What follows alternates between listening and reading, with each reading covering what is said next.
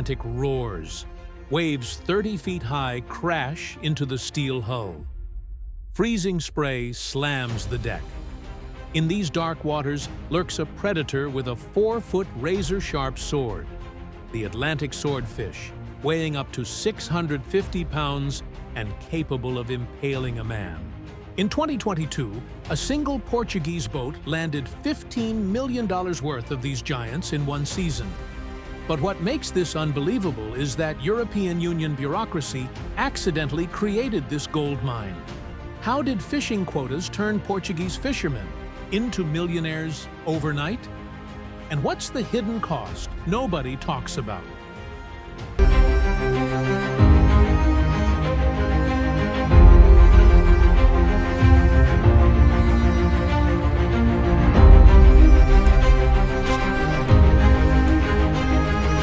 The story began in 2019 when the European Union implemented strict swordfish quotas after a devastating population crash.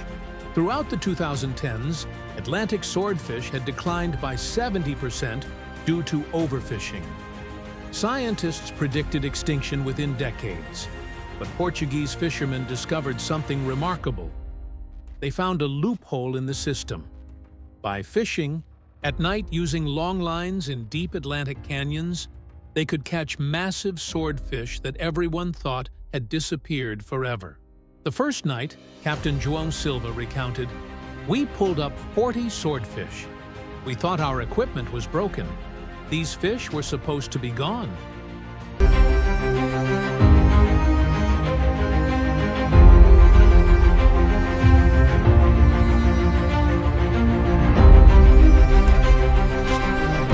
Portugal sits at the edge of the continental shelf, where the ocean floor drops from 200 meters to 3,000 meters depth. The Sesimbra Canyon, just 50 kilometers offshore, creates the perfect hunting ground. Swordfish had simply moved deeper, hunting at 600 to 800 meters below the surface, where most boats couldn't reach them. Water temperature at that depth stays between 12 and 15 degrees Celsius year-round. The Portuguese fleet of 120 licensed longline vessels adapted their techniques. They learned to fish where others had given up, and the results were staggering. Today, Portuguese swordfish exports are worth $180 million annually. 85% goes to Spain, Italy, and Japan, where premium fish sells for $35 to $50 per kilogram wholesale. A single 300-kilogram swordfish is worth $12,000. Longline fishing uses 30 kilometers of line with 200 hooks. Crews set lines at sunset and haul them at sunrise. They use squid bait and chemical light sticks to attract fish in the darkness. Boats work 10 to 15 days offshore, returning only when their holds are full of ice and fish.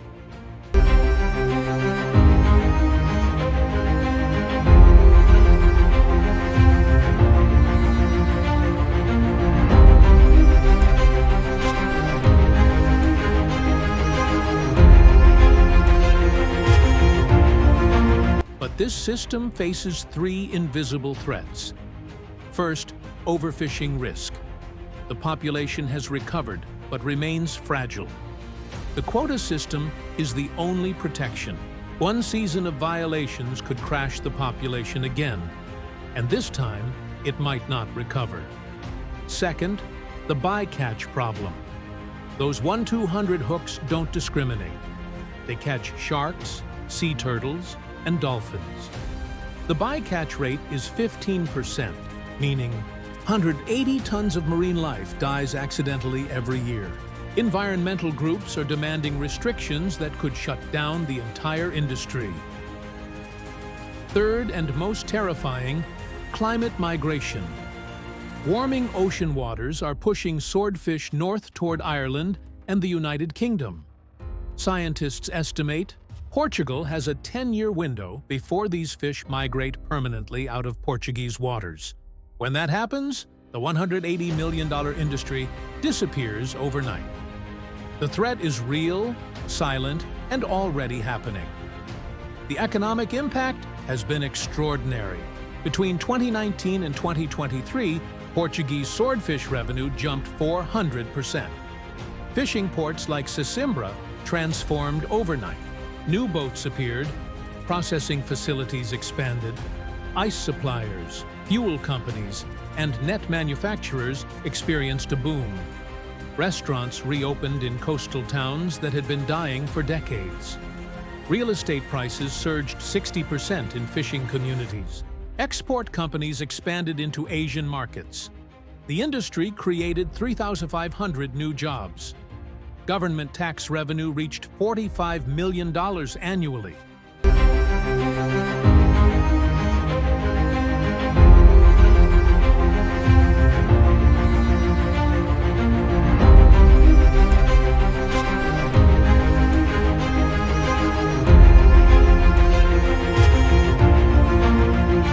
The total economic contribution, including support industries, now exceeds $420 million. Brexit created unexpected opportunities. When the United Kingdom lost EU fishing rights, Portugal captured 45% of the EU Atlantic swordfish quota. Spanish boats now compete desperately for Portuguese quotas. Morocco is threatening to expand its territorial waters, which could cut off access to prime fishing grounds. Individual boat owners became millionaires. Sesimbra became Europe's swordfish capital. But who pays the real price? To understand the cost, you have to witness what happens at sea. Swordfish fishing is a 24-hour operation in one of the world's most dangerous waters. The Atlantic winter, November through March, is prime season. Crews depart at 3 a.m., loading 2 tons of squid bait and 5 tons of ice. They check 30 kilometers of long-line cable, inspecting every meter for damage. Weather monitoring is constant because storms appear in just 2 hours.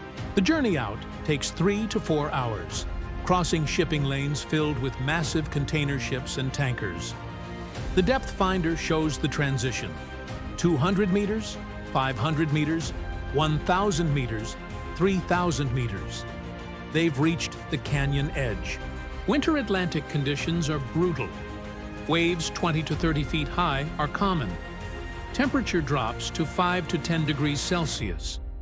Wind chill pushes it below zero. Spray freezes on deck, creating deadly ice hazards. Visibility drops to near zero in storms. The boat rolls 30 to 40 degrees. Crew works in complete darkness.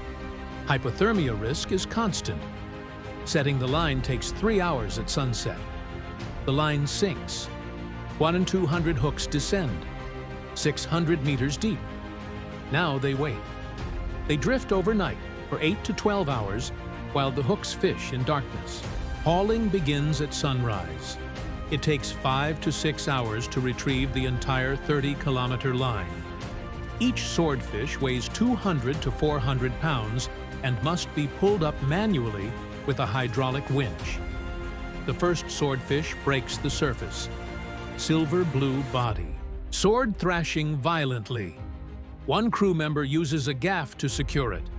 Another pulls it aboard. The sword can impale crew members if they're not careful. The fish is immediately bled and packed in ice to preserve quality. A good night brings 30 to 50 swordfish worth $300,000 to $500,000 per trip.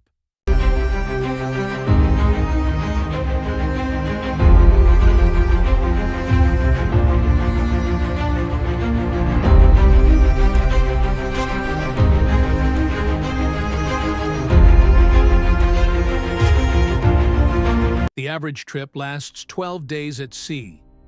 The crew splits 40% of the catch value. A deckhand can earn $80,000 annually. Captains and boat owners make $300,000 to $500,000. But one storm can sink the boat and kill the entire crew. Get into 2022. 3 Portuguese fishermen were lost when their boat capsized in a November storm. Their bodies were never recovered. Every trip is a calculated gamble between fortune and death. But behind the wealth, there's a dark side nobody discusses. The bycatch kills 180 tons of sharks, rays, and turtles every year. Chemical light sticks pollute the ocean. 50,000 are used and discarded annually. Some boats fish illegally at night with no monitoring. Scientists warn the population could crash again in 5 years if current pressure continues. Only 120 boats have licenses, creating a government-controlled monopoly. New licenses are impossible to obtain. Established families control the entire industry. Young fishermen are excluded. Coastal communities without boats receive no benefits. 80% of profits go to just 20 boat owners. Safety regulations are minimal. There are no mandatory rest periods for exhausted crews. Boats fish in dangerous conditions because delays cost money. Insurance fraud is common, with boats deliberately sunk for payouts. Labor exploitation runs deep. Foreign crew members are paid below minimum wage and have no legal protections. The price of Portugal's swordfish boom is measured in more than money.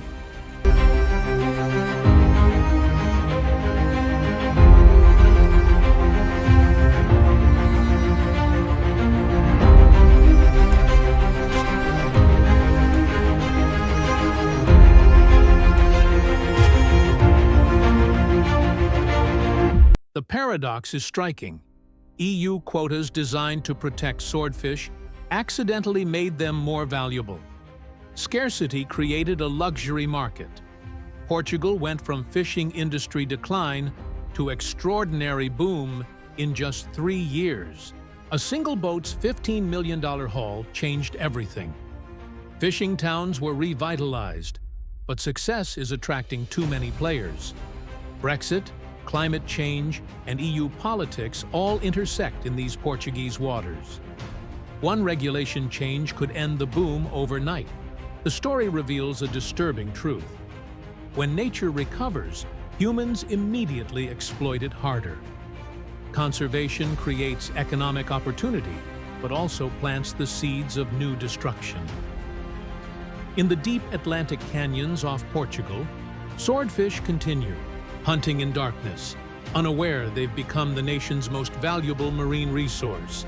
Will the quota system hold, or will greed destroy what took years to recover? Can a $180 million industry learn sustainability before it's too late? How long before warming waters push these giants beyond Portuguese reach forever? When we order swordfish at restaurants, do we think about crews risking their lives in Atlantic storms? Portugal's swordfish story shows how quickly nature can recover when given the chance. But it also shows how quickly we're willing to destroy it all over again. If this story opened your eyes to the real cost of seafood, like and subscribe for more investigations into the fishing industries shaping our oceans and the hidden consequences of what lands on our plates.